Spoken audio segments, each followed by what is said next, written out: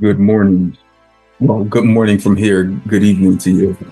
Yeah, it's good evening this side. Yeah. What is it? I mean, what are you at? Like 8:30 p.m.? Nah, it's actually 4:30 in the afternoon. At 4:30 in the afternoon. Okay. Yeah, it's 9:30 in the morning here. How are you doing today? Yeah, I'm great. Great. First, how do I pronounce your name? Which one? Which one do you prefer for me to call you by in conversation? Well, thing is, on all my social platforms, I'm referred to as Pablo. Pablo. I call you by your, I'm going to tag your name in the release, your Instagram handle, but I can call you by the name that you prefer being called by during the conversation. Okay. You could say, okay, you can call me Nell. That's simpler to pronounce. You said Nail. Yes. So I'm pronouncing your name Nail. Yes. All right, got you. I'm Will, by the way. Nice to meet you. Euro?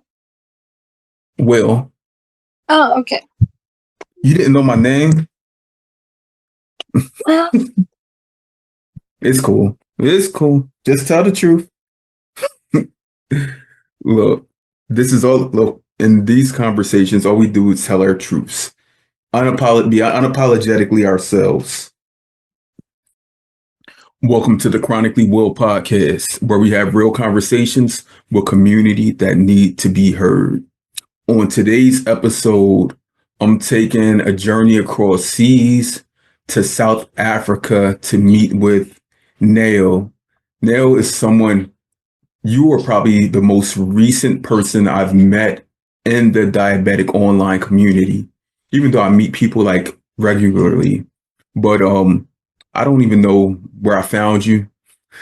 I'd be like fishing in the diabetic online community and just be luring people in.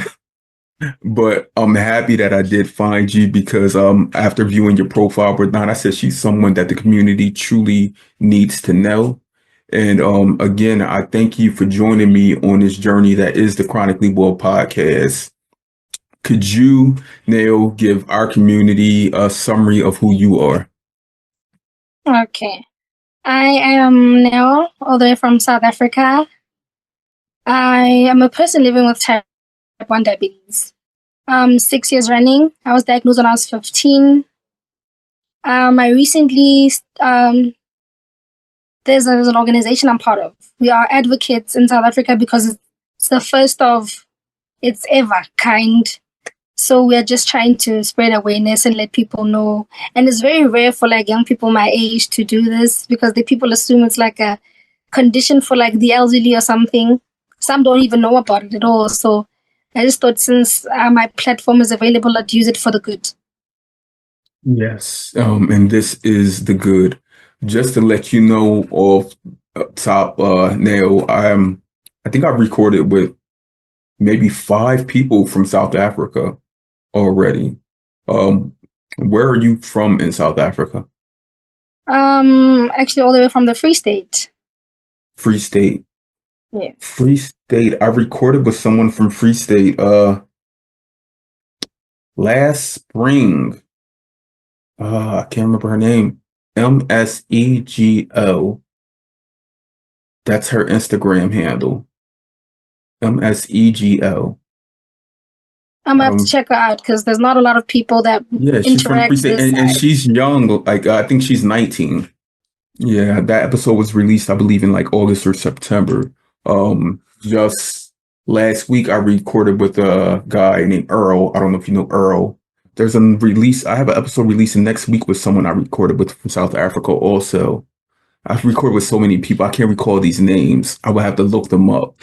But I'm going to share with you who they are because I actually created a South African Instagram group because I had so many people from South Africa asking me like about other people in South Africa living with type 1 diabetes. And I said, y'all need a community, your own space. And I Because created we that really don't space. have it. We really Right, don't have it. right. You said you were diagnosed 6 years ago.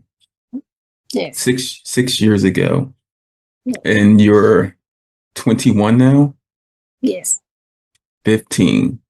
That's a hard year for adolescence. Like, yeah, you're maturing, and you were still in your young teen years, but maturing into an adult.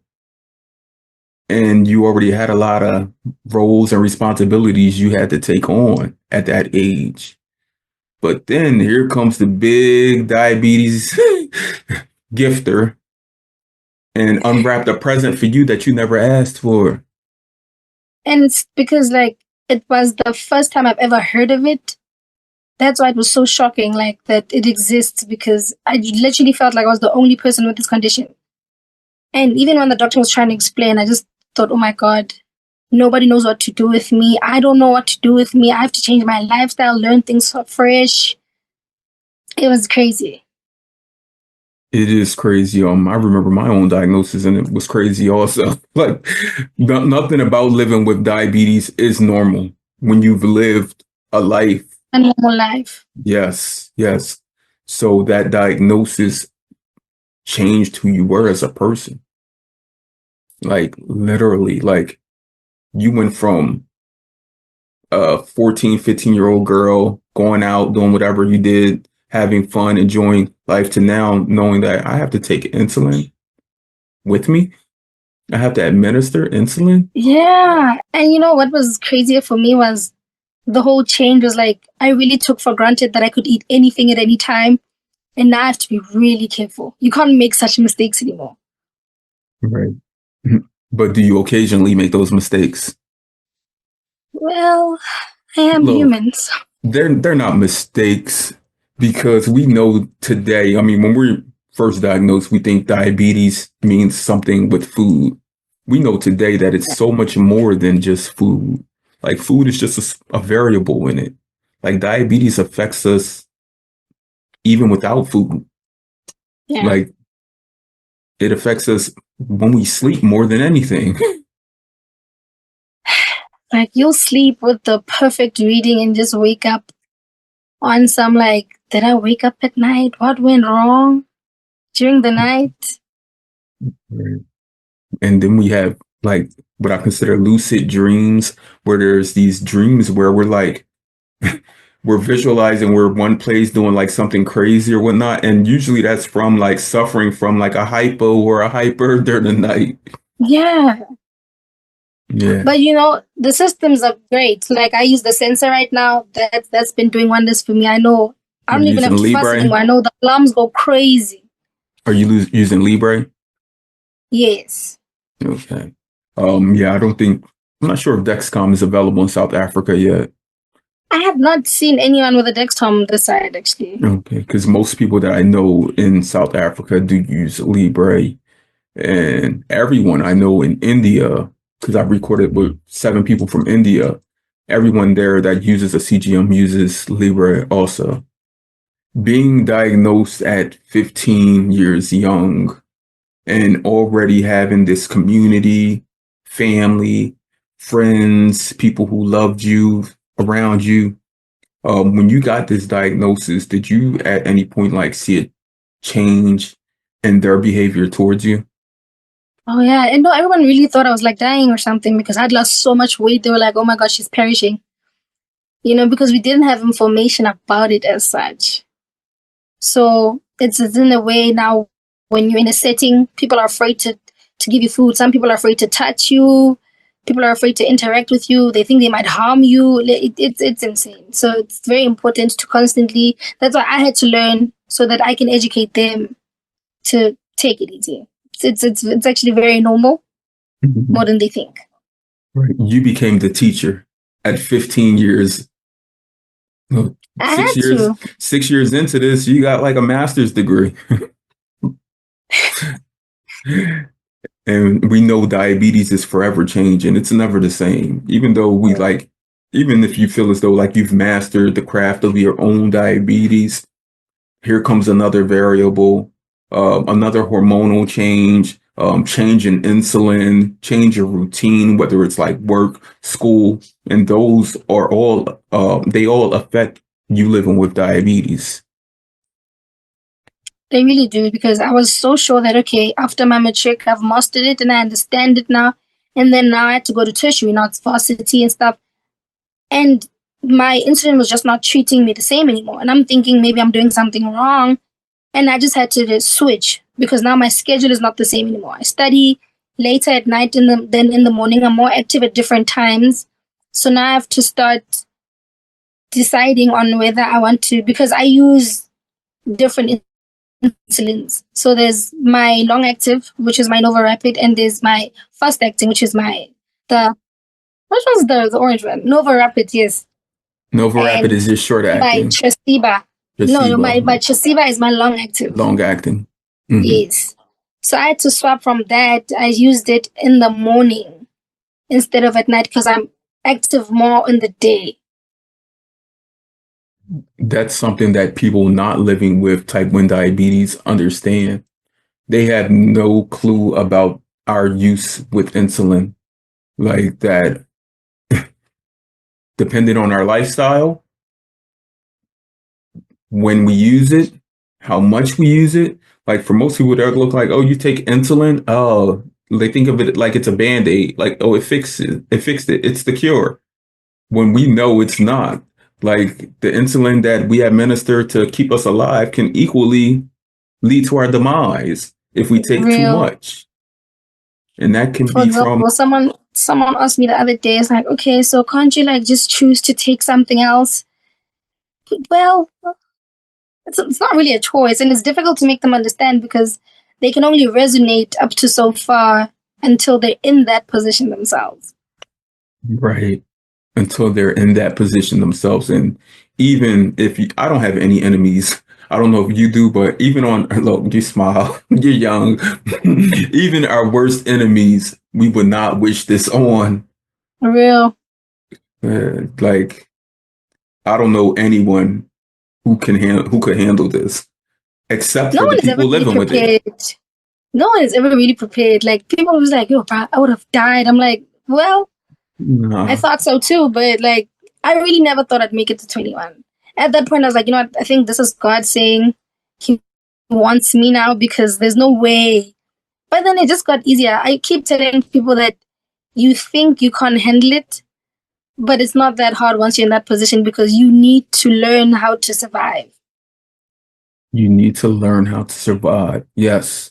Tell us about that. Needing to learn how to survive, because most people without any chronic health condition, they live like survival to them means like uh not dying at all. Like, oh, I gotta go find food, I gotta find something to drink. But survival to us is so much more. Like there's little tiny steps to surviving. Like, for example, let me put in a scenario where I'm having a hypo. Most people would assume I'm hungry, and they would overtreat it with like, and sometimes you just need this little amount to survive. You don't have to do anything drastic. But in their eyes, it's like, then you weren't really like in danger, but they don't understand the severity of the situation at the time. Right. They You know? they will never understand the severity, like you said, unless they live with it or they're the caregiver of, let's say, a child that's living with it. And still at that, you don't truly understand the inner workings of it, like how it affects you mentally and physically. But yeah, I tried to share with people previously about like you living with type 1 diabetes. Your type 1 diabetes isn't the same as mine. Let's say I take upwards of 60 units of insulin total per day. You may only take 20. And to the person who doesn't know about diabetes, they'll look at that like, why do you take so much insulin? Or why does she take so little insulin? We take what we need. Right. Like, it's similar with me explaining how I eat. Someone was like, are you gonna be full with that meal? No, this is all I need for now. Mm-hmm. I will need something else later, but for now, this is just enough. Right. And I think that's what they don't understand. It's not, you can't have the freedom of choosing to eat whatever you want to eat anymore like you used to. It's not that easy. You don't just eat anything at any time. You need to think. You need to do some. I have a carb counting system. So people just get shocked when I'm just like, you know what? After these 2 slices of bread, I'm going to inject this much amount of insulin and it'll be enough for just this meal. So now it just kind of sounds like you like injecting yourself this many times. I'm like, no, it's the procedure. You inject yourself 3 times a day for your 3 meals. And they look at it like you said, can't you do an alternative thing? Like, what's the alternative? Because even if you didn't eat, you would still need to inject insulin. And they don't understand It's that. beyond just the diet. It's beyond Yep. so much more than just eating. Right. Insulin is a hormone that's in our bodies, not our bodies, but in everyone else's bodies and non-diabetics' bodies. And that insulin hormone reacts to so many different things, such as stress, temperature, environmental situations, food, exercise. Like, we can't cut hours off and on. Now, it's like when I first got diagnosed, my mother used to get so frustrated with me because we could not exactly understand. Sometimes you'd be doing all the right things, like getting enough exercise, eating the right things, and somehow and then I got a dietitian to explain to me that there's a lot that goes into it. Maybe something upset you, and remember that how you feel does affect how your glucose will read at times.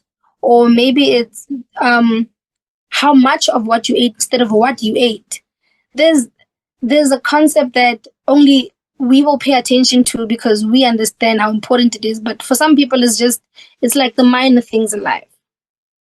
Right. The minor things in life are truly what keep us alive. They're like, I'm going to eat a cookie. And you're like, I'll drink this water right now. Maybe I'll eat the cookie later. Or they'll be like, let's go for a walk or a bike ride or something. And you're like, you really want to do it? And it's at times it's like it may become hard for you to tell people and explain to them. Like, I cannot do that right now because they're like, she's always saying she can't do this. He's always saying he can't do this. But literally, I cannot do this right now. Like, I used to try to equate it to someone who needs an inhaler, but I can't because an inhaler isn't used all the time. It's used like when energy is induced or you're in certain toxic climates or situations, pollution, I meant different things. But with insulin, we need it 24/7, even more than 24/7. We need it nonstop. Without this insulin, we wouldn't be here. Real. And I think, mentioning that sometimes it's very difficult to explain to people. I think that's one of the things that were very hard for me when I got diagnosed in the beginning, because now I have to explain to my peers that this is the change that I'm going through. And I can't do the things that I used to be able to do anymore with you guys. Or maybe I'll have to do less of it instead of constantly like I used to. So it becomes difficult because I myself don't understand the condition at the time. So how am I now supposed to explain this to my peers? Especially, it was really unbelievable. Like, people just thought it was a shock. In African countries, let me speak specifically to South Africa, they think it's taboo. They think, like, no, you know what? There's this witchcraft going on. Someone hates your family. Someone has something against you. They don't really want to believe the concept that these things exist because it's so rare in Black communities, my side. And they prayed over you, This didn't is they? how, yeah, Didn't they? I know. they lack the understanding. So now you have to constantly explain to people that still believe in these norms that I can't do that. I can't operate one in a certain way. Not because I don't want to, but because physically I'm not capable like I used to. But this does not now mean I'm not a normal kid like every other child. I'm just specifically supposed to adhere to certain rules to accommodate my body. Mhm. Certain rules to accommodate your body, because we know living with diabetes is not a cookie cutter approach, meaning it's not one size fits all. Like there's no fix. There's a remedy, but there's no fix. I wanted to ask you, because you didn't mention about when you were diagnosed. Could you share with me your diagnosis story? When I was first diagnosed, um, I felt kind of like I had flu symptoms, but I was just losing too much weight. So I'm thinking maybe it's the stress from the exams, it's a different grade. But then I went to the doctor like a couple of times before, like twice maybe. And then now I just felt like, what, maybe it's deeper than just flu. So I'm thinking they should just test for everything at this point.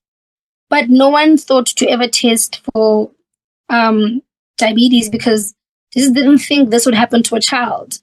Mind you, this is my general practitioner. I go there almost all the time.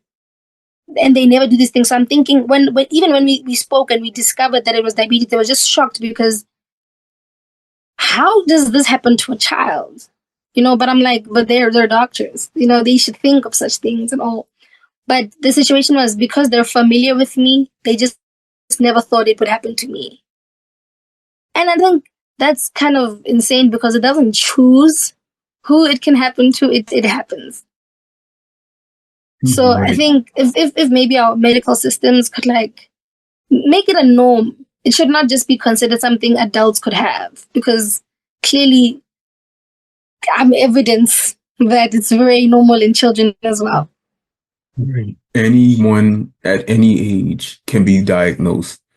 Yeah. I've met people who were diagnosed at 3 months. I've met people that were diagnosed at 70 years, and their type 1 diabetes is the same.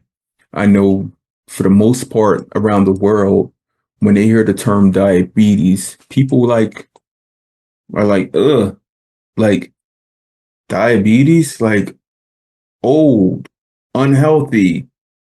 But we're changing that narrative. And we have to keep on doing it. Keep our foot on the gas, never release from that brake pedal, and let them know that it can happen to anyone. And Anyone. there's signs and symptoms that you should be aware of. Now, do you remember, like, even before your diagnosis and that those flu-like symptoms, do you think that you were experiencing like an onset of it? I really think now that I have knowledge about it, I'm like, how did we miss this? Like, how do we not see this? I'm one person who does not drink water. Well, now I do, but like back then, water just was just a different story for me.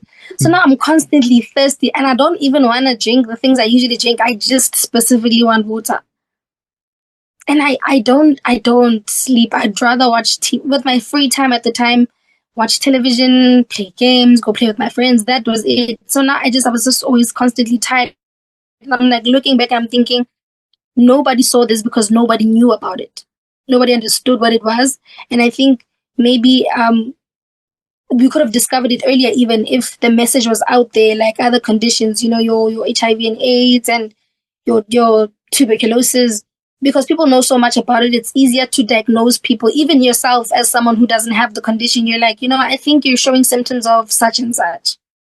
But because it's not out there, this is why I'm trying to, as much as I can, just word it out. Some people even started saying, since you've been diagnosed, all you really talk about is this.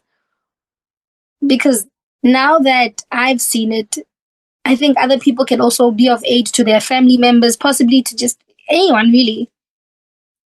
Right. The reason why we continuously talk about it and speak about it is because it's a continuous thing.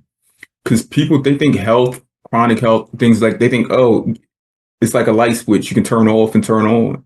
Like it's not like that living with type 1 diabetes at all.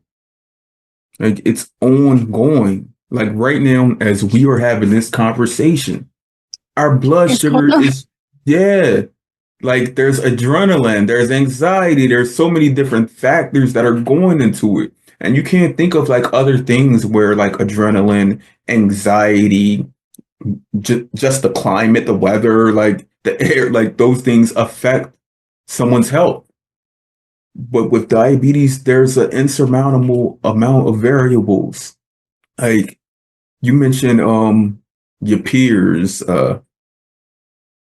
trying to get them like to understand what it is with you living with diabetes, especially like when you were first diagnosed. Um, I was diagnosed at 20 years old, so I was I was a young man. Like you at 15 in high school, around your peers, your group all the time, and then you go into a hospital, get care, and then you come back. I'm wondering first, like, was there talk in the school, in the town, in the community about how Nail almost died? Some people might have been like, Nail did die and she came back, and like these different things. Like, Because I was bigger. I was like a chubby kid. And I came back and I was like real thin. They're like, because it was COVID at the time. So they're like, damn, maybe she had COVID and this is what happened to her. So now everyone's kind of scared. Like, damn, bro. So this is what COVID does to people. I'm like, it's not COVID, bro. It's not COVID. That's not what happened. So now it sounds like, you're making up a story because now I'm trying to explain that, like, nah, that don't exist. We've never heard of anyone with such a condition. And I'm like, it was so hard to try and explain yourself all the time to a point where I was private about it. I explained it to a few people and the way they reacted, I was just like, you know what? I'm not going to have the energy to do this with everyone. So to a point, even when I first got my sensor, I used to plug it from the inside so no one would see it. So even when I'm in short things, no one could really see where it was. And if anyone was to ask me, I remember I would have to inject in the bathroom because physically injecting in front of people and getting those questions and some people thought I was taking drugs. And I'm like, at school? Really? Why would I do that? right. The main reason that I create this podcast is so that people will be able to not only tell their story, but we repeatedly have to tell people what type 1 diabetes is. It's like, and we get tired of that. Like, even family members, like I've told you so many times, friends, I've told you, I've shared things. You see my social media, different, like, I'm done. I'm done sharing it because So the main reason I created this platform for us is so that once it's done and complete and it's out there, all you got to do is send someone a link. Send them a link. If they click on that link, they will know more than anything you've ever been able to tell them. I think for some people, it's just they have their own understanding of what diabetes is.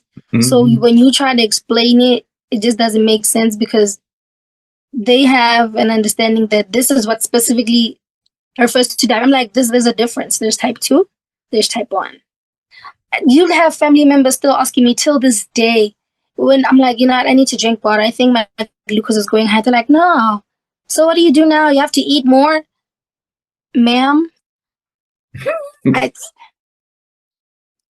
And next time, just share this to them. Just share this with them next time. Right.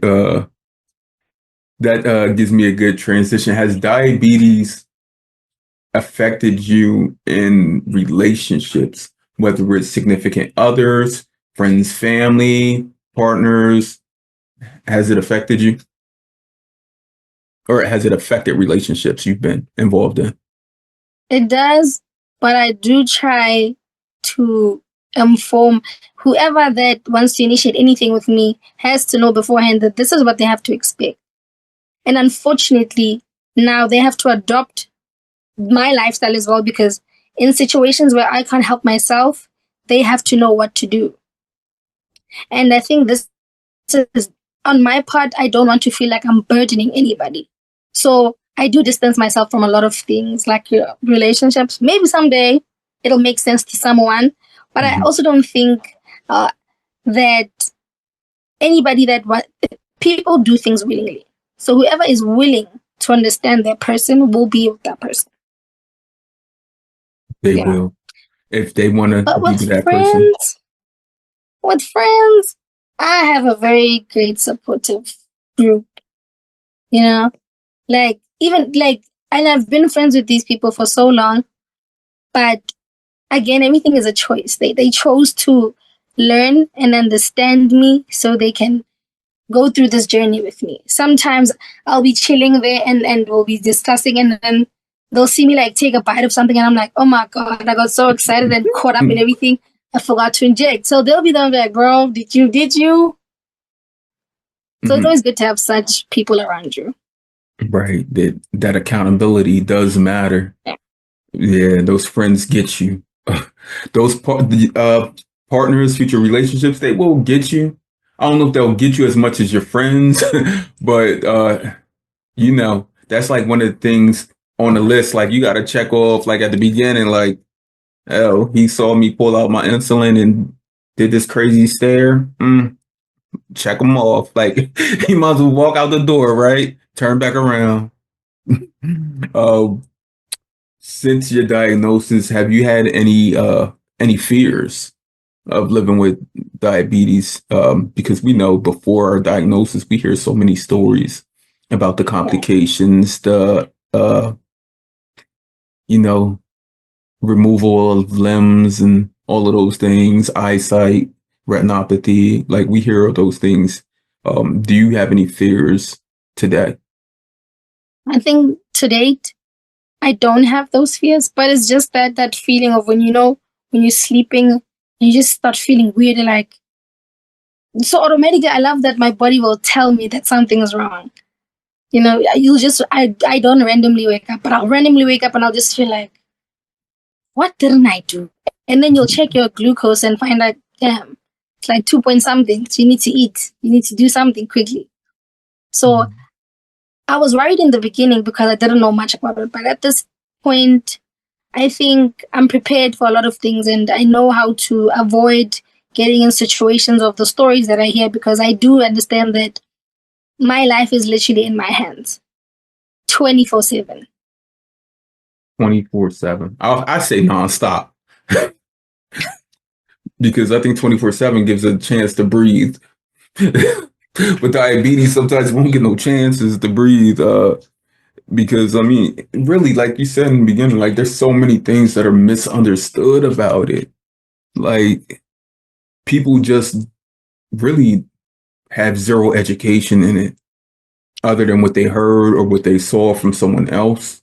It's not like, okay, Nail has a cough, Will has a cough. They got the same cough. They take the same medicine. It's not like that. So, and that's what people think. Like, there's so many things misunderstood. Like, even like you said, like when you were diagnosed, people really like thinking they can pray over you and it'll go away. Like, I know But like some people culturally, thought it was infectious. Someone was like, "Hey, bro, touch her, you go." I'm like, "No, you're not. No, you're not." you were the diabetes zombie for a minute. But Yeah. like, really scary is that it doesn't stop, because when it doesn't matter, you're stressed about work, it could be school. Like, even in that stress, you have to now stress about it as well, because you stressing is affecting your diabetes. Mhm. Right. I want to know, like, when you were diagnosing over these years, has it like affected, or have you had a chance to sit down and have like a conversation with like your family, like parents, about you and this diagnosis? Because I know it was traumatic for you. But I know that parents, like true parents that are involved in their children's lives, like it affects them also. And a lot of people don't get a chance to sit down and have that conversation to unwrap um, their parents' feelings and emotions of your own diagnosis, because it's truly like it's like a new birth. Like this child was not like this before, but now they're living with diabetes, and any little thing can harm or hurt them. It's like an infant. For me, I my parents, it almost felt like they were the ones that were diagnosed. They were freaking out. I remember in the beginning, my mom used to buy different sets of groceries. Like, this is your food. You don't touch this food because you're gonna die. I'm like, that's not what the doctor said. It's like, no, but if you eat this, I'm like, I'm not going to die. I can eat normal food, just at a different rate, at a different time. I prepare it differently, not like I used to before. I had to change because I am the one that usually cooks at home. So now I can't cook like I used to cook before. We'd make like, you're like the feast kind of thing, but like I can't eat like that. I can still eat the food, but I can't eat the same way you eat. And the way they reacted Those was, big helpings. yeah. And I remember those days. Look, it's making my stomach like, you remember that? Like filling your plate with everything and going back and getting more. It gave me so much discipline. I don't know. Sometimes I do say it's a blessing in disguise. Yes. I remember I used to eat till I felt my stomach hurt.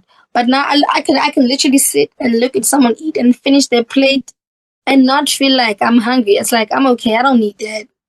I'll be fine. Or sometimes you just ate and you'll smell like really good food and you're like, I already had my meal. I'll just have my water.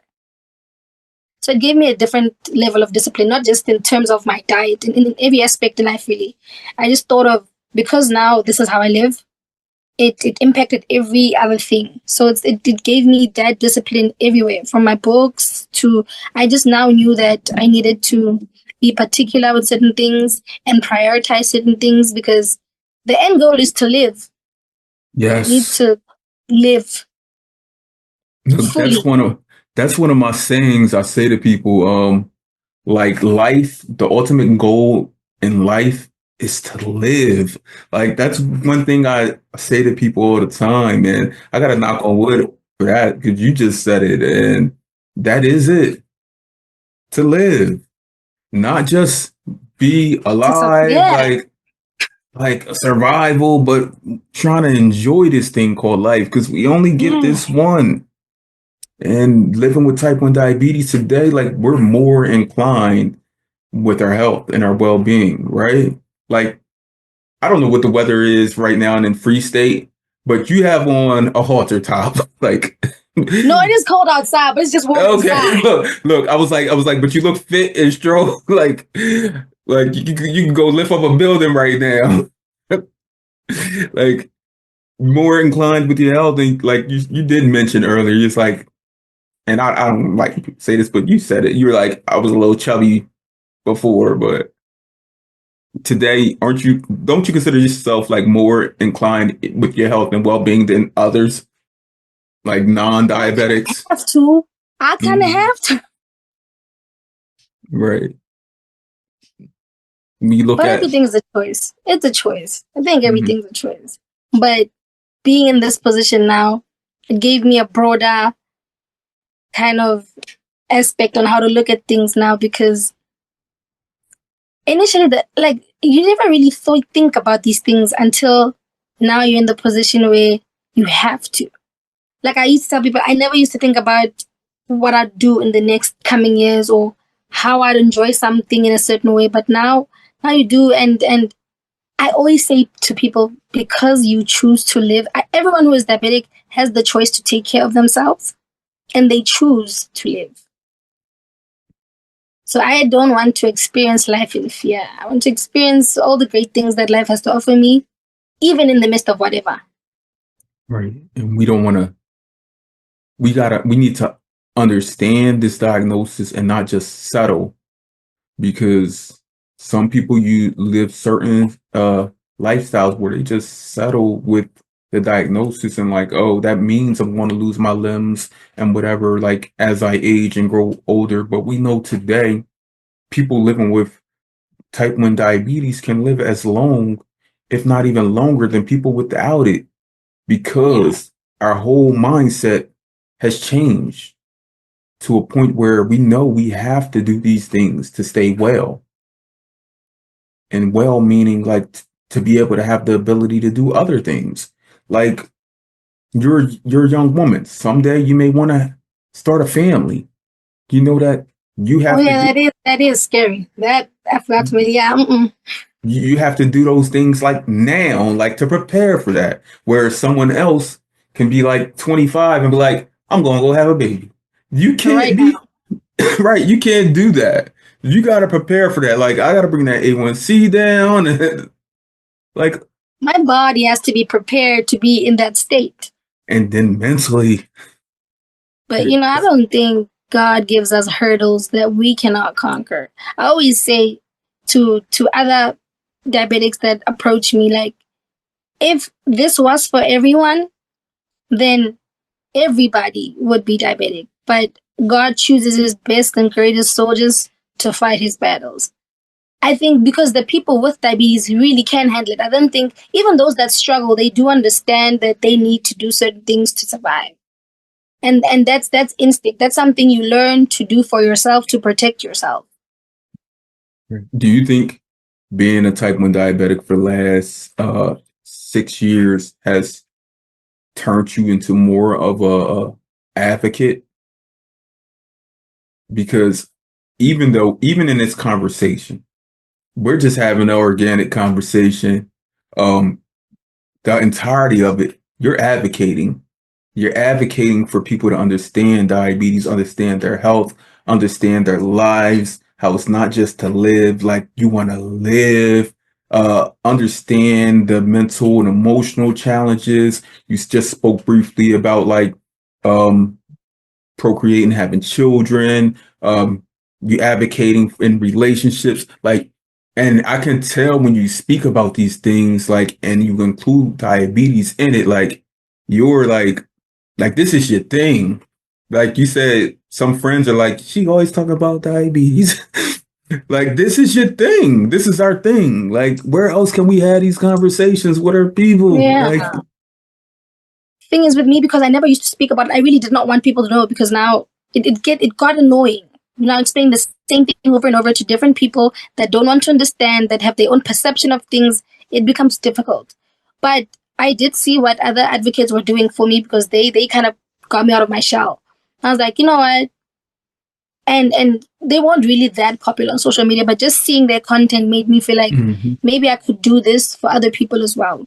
I just liked the way they made me feel about myself, knowing that I'm not alone. There are other people living with this. They're doing just great. I can do fine as well. right, it was like a game of tag. Like, Yeah. they were doing it. You saw them running around, and like, I don't play tag much, but it looked fun. And once they tagged you in, look at you now. Yeah. Like, yeah, diabetes to many is like it's almost like a fashion statement where you're like, people hear and like, I'm not wearing that. I don't want to wear that. Diabetes, that's that. Why would anybody want to wear diabetes? But then someone comes out wearing diabetes like us, looking normal, legit, can have conversations, like, and people wanna like, we all right? Like, we all right. We those type of people, like, and people like, Yeah. yeah, I can wear diabetes on my sleeve now. Yeah. Right. Even the other day, this lady said to me, like, you don't look sick. Yes, that is the whole point. I don't want to look sick. I don't think anybody wants to walk around looking sick. Sick. Right. You've gained, well, I'm sure you've always been a confident person. Do you think you've gained more confidence because you are able to be in control more of who you are in your life? I do think so, because, like I said earlier, I don't think this would have just located me. I always say things happen for a reason in life, and the way I think, the way I act, the way I approach things now is based off of this condition. Without this, I don't think I would have been shaped into the person that I am today. So it did really build a lot of my confidence, because now, I mean, I am diabetic. What you gonna do? What am I gonna do? I can't change it. I love that personality. Like you said, I am diabetic. What you gonna do? I can't change this. Like, if I could, I would, but not right now. Like, it's not like a mask or a cape, or like I can't take it Yeah, off. you can't take it off at night. Yeah, look, I wish I could take it off at night. I could wear it all day during the day. If I could take Yeah, diabetes sometimes I just off gotta during the sleep. night, I really just want to sleep sometimes. right? And people don't understand that. Like when you be like, and I think it's more so because a lot of people say like, I work so hard, I don't get no sleep. Like I'm this, I'm that. I don't need no sleep. I'm all right. I'm restless.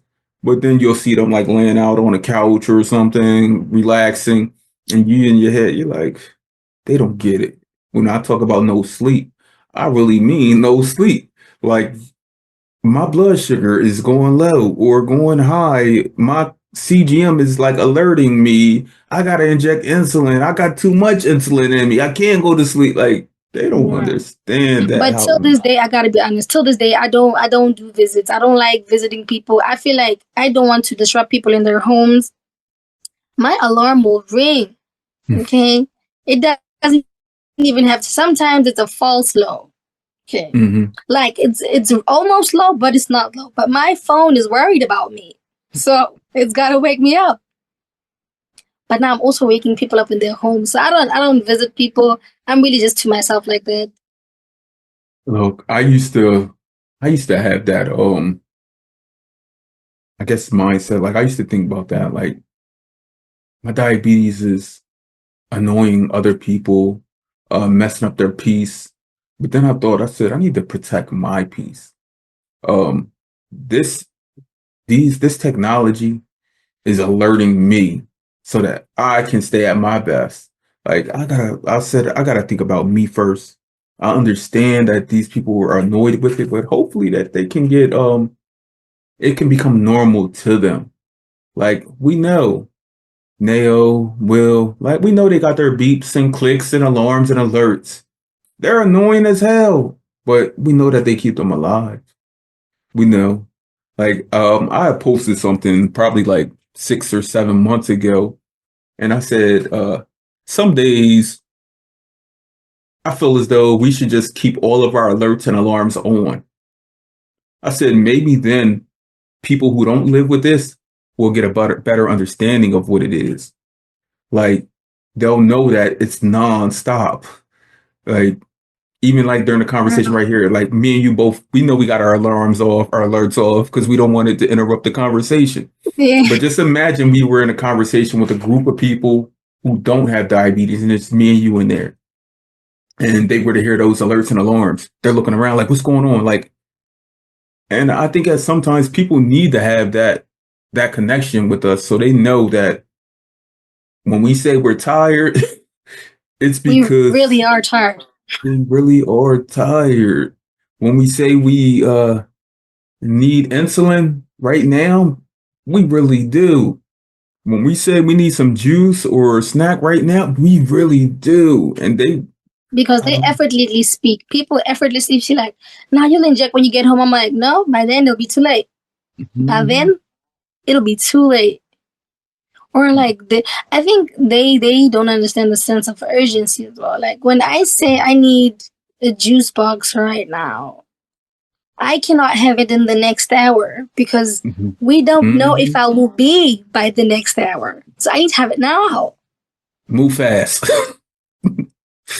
And they're probably thinking like, oh, they'll need a juice box. They're probably in their head thinking of like a toddler, like a 2 year old. Like, yeah, 2 year old whines for the juice box, but I can Like, take why are my you being time. impatient? Why are you being Yeah, I'm like, yeah, I can take my time and get her the juice box. Like, nah, right now. Like, you don't want to see the heart come out. no, because really I'm just like, you go this right now, me freaking out is nothing. If you don't give it to me now, you're going to shock yourself because you're the one that's gonna Right. be in trauma. I'm used to this. Mhm. You are the one who's going to be frustrated by what you're seeing. Yes, that let's speak on that. That traumatization, that traumatic experience of someone seeing you suffer from a low, going into the body, shocks, the shakes uncontrollably, not being able to get your words out. And there's nothing they can do but give you that fast acting glucose, juice, sugar that they should have already given you. But if I know I've experienced people who saw me like go through those experiences over the years, and that put a fear in them. It kind of makes me mad though, because you just could have given me my juice box. We wouldn't be here right now. Adjust a juice box. They gotta treat us like babies sometimes. Like It's really seriously. that simple. It's like It is. It is. But you know, part of human nature, they gotta question everything. People have to question everything. Like, you know, if someone, well, not specifically us, but if we didn't have diabetes, maybe if someone were to tell you like, I need a juice box, you look at them like, what? Like, you need a juice box? What do you need a juice box for? You would question that. But they but know I that do we've think lived. that I try to calm people down more than they should be trying to be of aid to me. I'm in that position. Now they're so scared. They don't know what to do. I'm just like, I swear, you don't need no hospital. Just get me the juice box. So I'm just like, relax. Like, you're shaking. I'm like, I know, but you need to relax. Just get me the juice The box. juice box. Oh my gosh. I gotta title this And just get me the sometimes, look. I just have to title this just get me the juice box. I'm writing it down like, because people need to know. And that's so funny. I need to get I'm gonna get a shirt made that says that. Just get me the juice the juice box. box. And that's one thing I've been trying to actually establish. We don't have merchant. I see so much in other countries and what they're doing for each other Mhm. in solidarity. They have shirts, they have groups. My side, it's just really more of those that do speak about it speak so little about it because people always have something to say.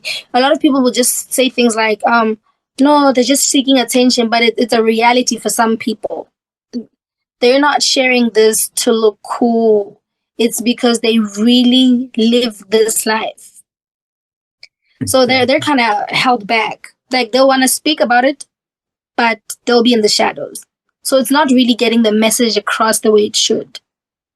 Right. And it may take more people coming together to do it, like you said. I just remembered the young lady who I mentioned in the introduction. Her name is Melissa.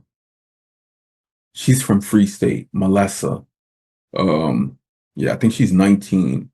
But when we get off, I'll send you her Instagram handle because I think y'all Yeah. should make a connection because she's big into like fashion and stuff and advocacy she wants to get into. And a lot of the older people I know, Salim, Earl, they're into advocacy in South Africa for type 1 diabetes. And they've been like on in conferences, on symposiums, things like that. And you are someone that should be there. I don't know if you've been involved in any of those things, but you should be there because you have a voice that needs to be heard and you can control a crowd. Like in the beginning, when I asked you, do you need to write down a summary of who you are? You're like, you don't think who I am? You don't think I know who I am? Like, like you were ready to go. And from the beginning, like, I don't know if any nerves were there at all, but you know, right now we're talking like I don't know you my whole life. Like we from the same block or something. Right? Yeah. That- We do need to get together for real because I do think because I don't have like a big following, but the little that I have, people do really engage. People do DM me, and I try to be of aid, but I'm not a health professional like that because I'm Mm, trying to explain to them that your diabetes is not going to be like mine. But I can be of aid in terms of okay, if you're experiencing a hypo, this is what you can do. If your face is swollen, this is what you can do. Because I also know that for male and female, it's not the same. right. I Hormones cannot change a advise a lot. man on how to do anything with how to control their diabetes and stuff like that.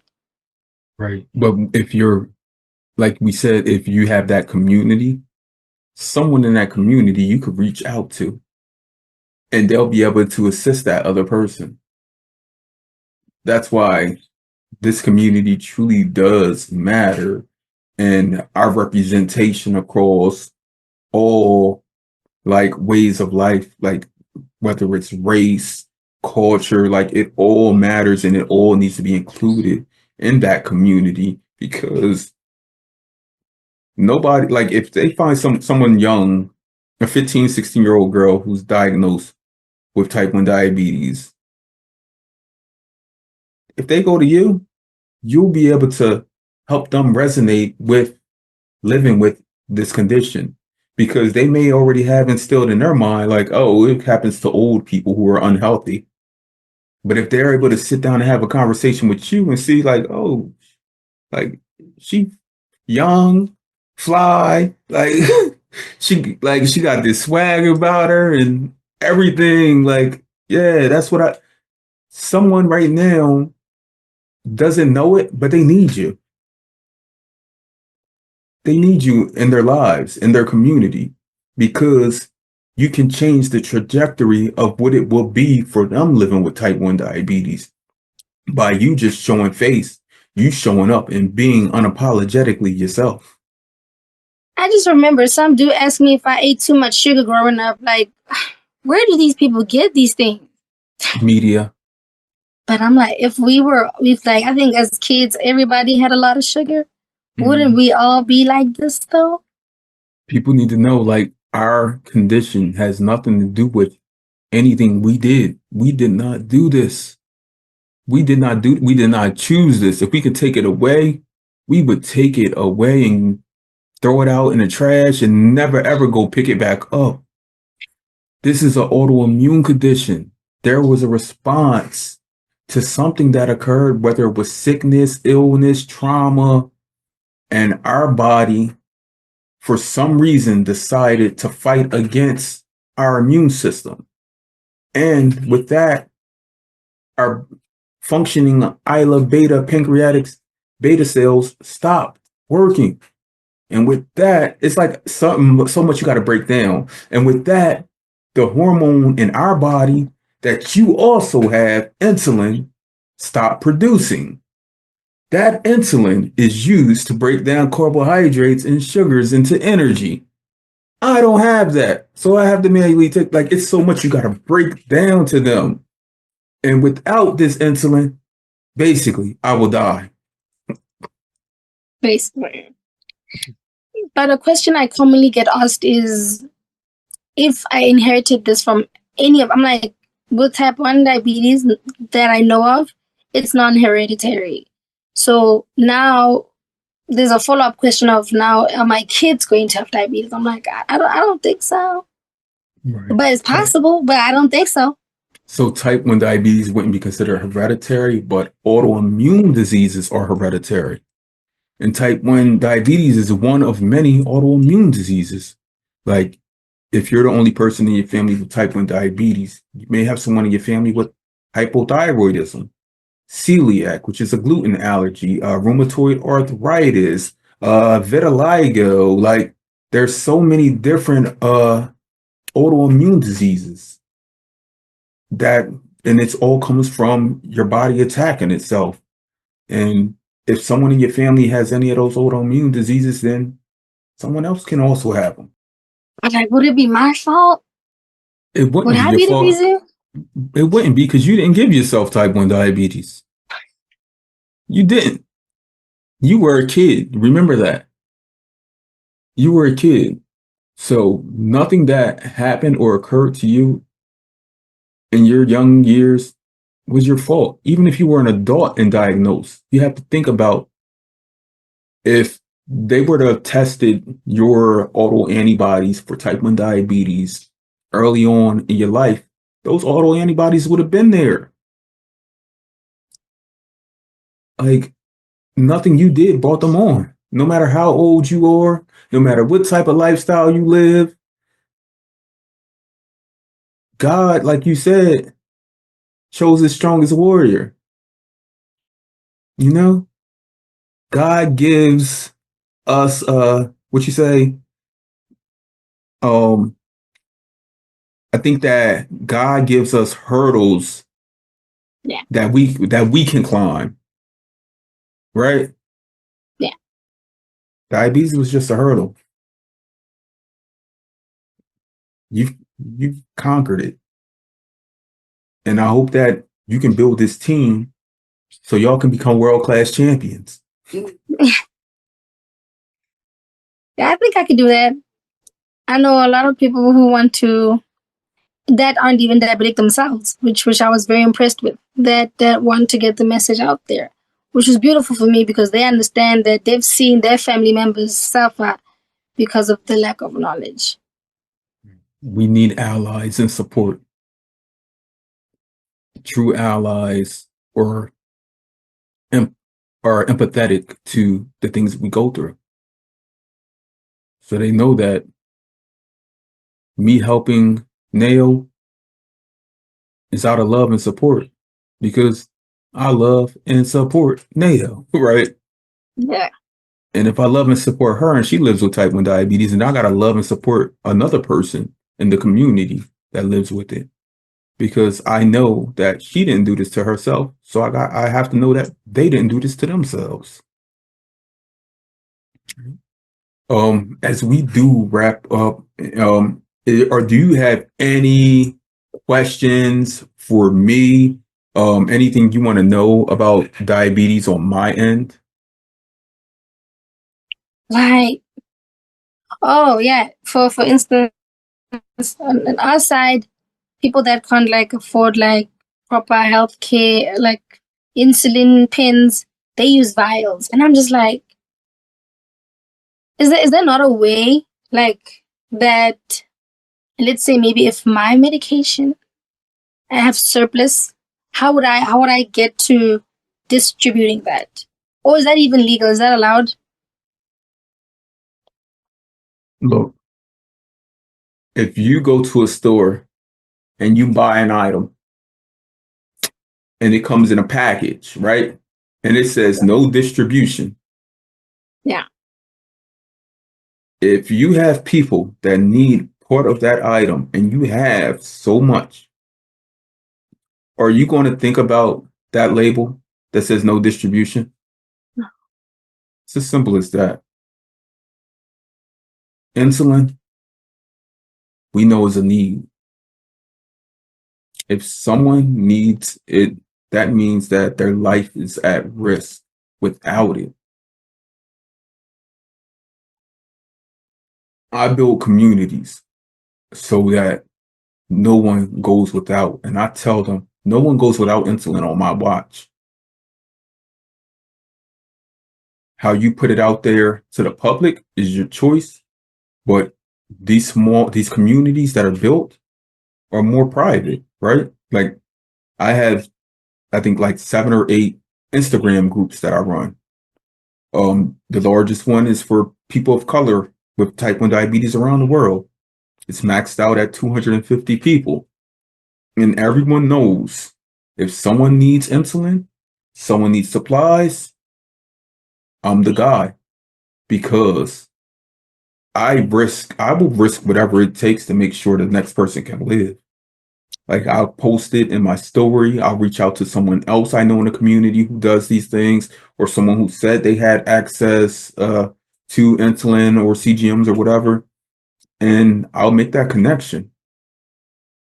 We got to connect these dots because everyone that lives with type 1 diabetes, there has been a point in time in their lives where they were not able to get the needed medications that they need to live and survive. So it's more in here, in your heart. If you know the expense of this medication, this insulin, and someone can't get it, do what you can.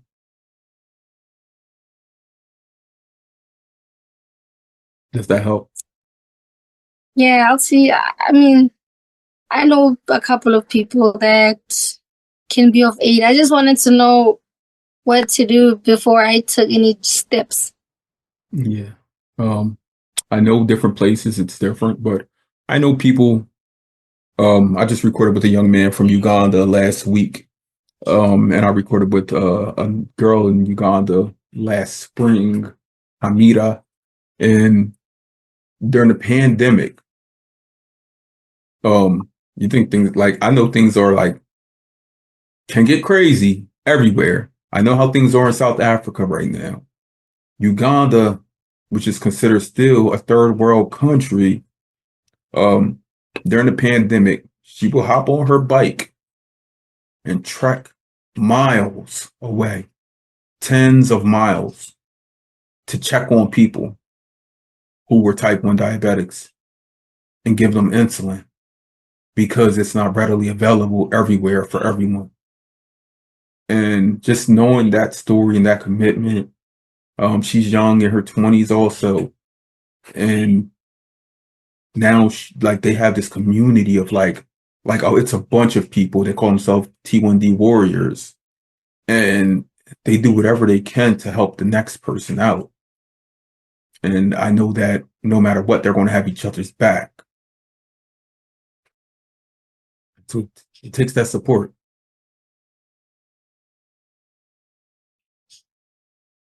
Yeah, I just need to get out of my shell a little bit, I guess. You got it.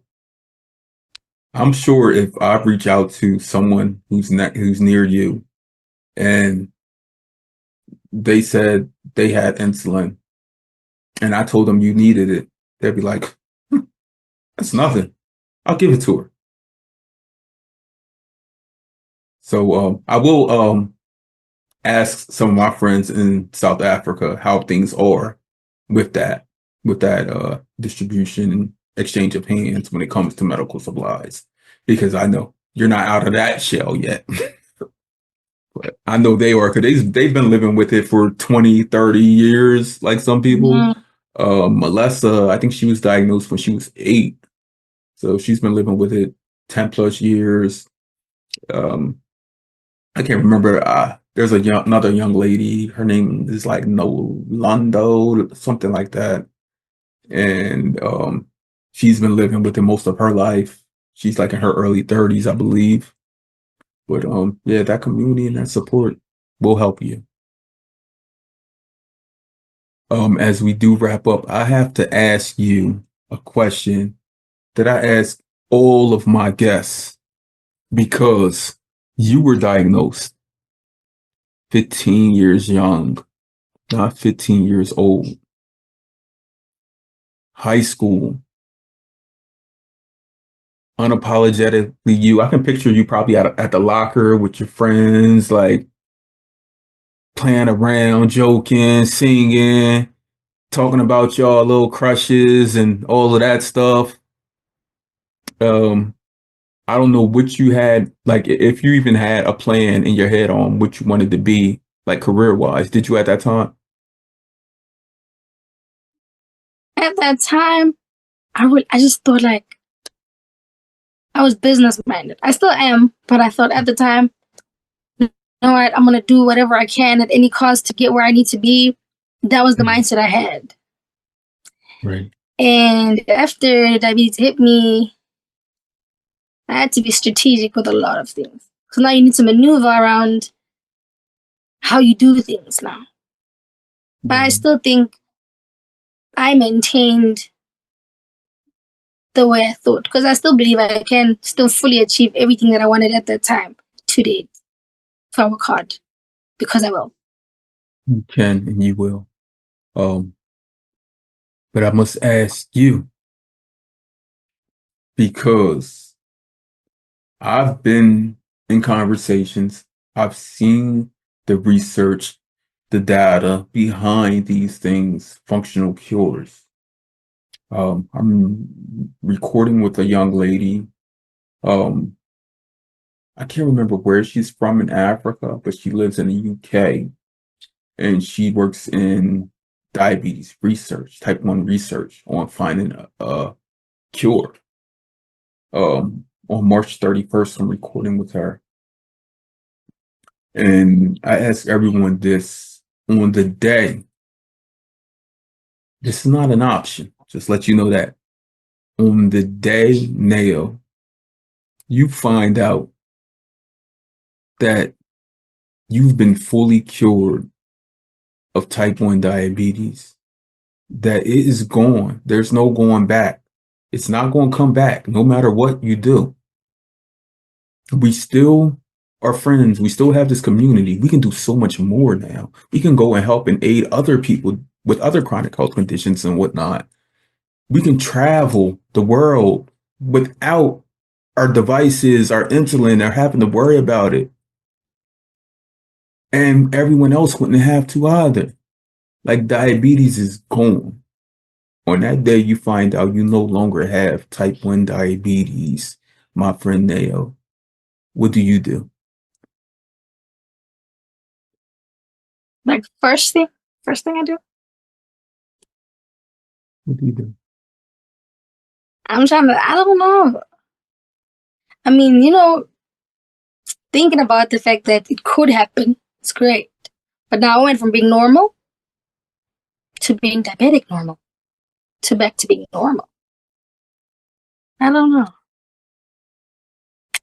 But it's an exciting thought. I'm not gonna lie. But I think not much would change. Like I said, this brought a lot of, it changed the whole perspective of how I view things. So I adopted a lot of positive things from the condition. I don't think not a lot would change, except I'll do stuff normal people do. I knew you would answer it that way because you were diagnosed at 15 and diabetes helped you mature. It helped you grow into the person you are today. And like I said, through the duration of this conversation, you've been an advocate in every way. And I just think of, like, without diabetes, you would have so much more time on your hands to be able to do those things, to be able to focus on those things without having to take the breaks. You may be able to get things done in half the time that it normally or typically takes you, because you don't have to worry about this burden of diabetes popping up and telling you, drink some juice. Just get the juice box. Like, you don't have to worry about that. You'll be able to save money, save time, save energy. But still, in your mind, you know about diabetes, you know about the history of chronic health conditions, and you know about how you being an advocate can truly help others along their journey as it has helped you. You'll be able to do that unapologetically. Because I see it. My friend Nao, I truly appreciate you for joining me on the Chronically Well podcast, where we have real conversations with community that need to be heard, because Nao, you're someone that truly needs to be heard. Thank you. Thank you.